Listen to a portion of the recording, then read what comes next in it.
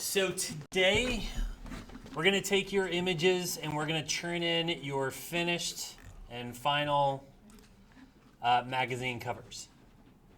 Now, there's a couple different terms that I just added to the assignment, the requirements. It looks like 18 of you already turned it in, but it is due at the end of the period, and I didn't tell you about these things until right now, so you're going to have to unsubmit those and make sure you have everything, okay? So, this is really hard for me to, all right, let's see if the old peepers can see across the room there. Ooh, the glasses work. Okay, so, first thing is called the masthead. Okay, this is on all magazines. It doesn't matter what magazine you're looking at. A masthead is the magazine's identity and branding. Okay, so we can see that if you have the food logo there, you have the masthead, and you are good to go on that one. Okay, now the next requirement that I'm going to have you guys do is, let's see, the main cover. Where is this layer? No. Why isn't this? There we go. The main cover line. Okay, this is the main headline of the magazine. Okay, and as long as you have some sort of a headline describing whatever the photo is that you took, you have that main cover line, and that's good. Now, off to the side, we have cover lines. Now, these are short, compelling headlines, and I've highlighted mine right here, right? But it's not done there because beneath that, you have to have a descriptor. That's in smaller type, and I talked to you guys about this before. It's a short, enticing description of the cover line.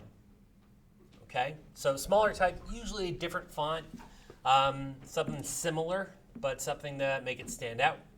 So you want a descriptor to go with that cover line, and for this project, you need at least 4. 4 of those on your cover, okay? Now, issue and the date line. This is information about the issue, such as the date or like a volume number. Now, I have a very small one up here underneath the food logo.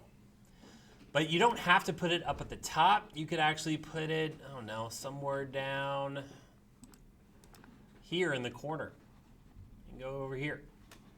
The main thing is that you need that too. So you need a date line. You need to tell me when this issue was created. Again, what volume number, if it's a special issue, I think I put like fall, seasonal, whatever. And last but not least, you need a barcode. Now, I don't see my toolbar. Oh, it's on the other monitor here. Let me go grab it so you can see what I'm doing.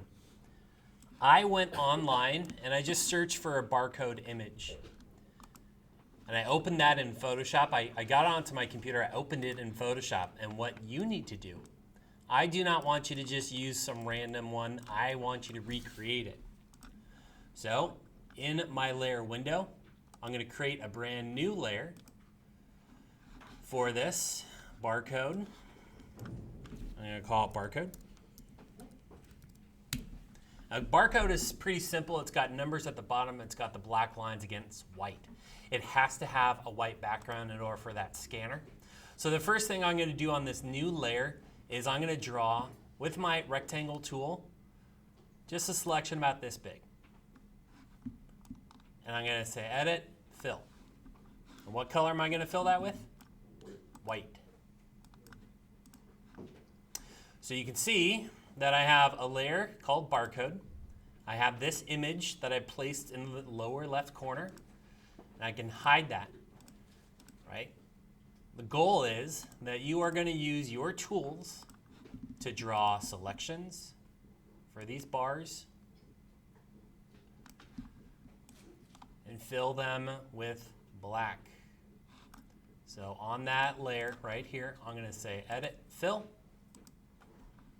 Instead of white, I'm going to fill black. And that's the first bar of my barcode. I'm going to have to recreate this with the numbers as well and the spacing of these. But in the end, I want your barcode here, and I want you to hide that layer so that you have a complete barcode that you created on your magazine. Again, the new requirements are on Google Classroom. So if you look at the description, it says cover should include your main photo, masthead, main cover, headline, at least 4 cover lines with descriptors, date line, and barcode.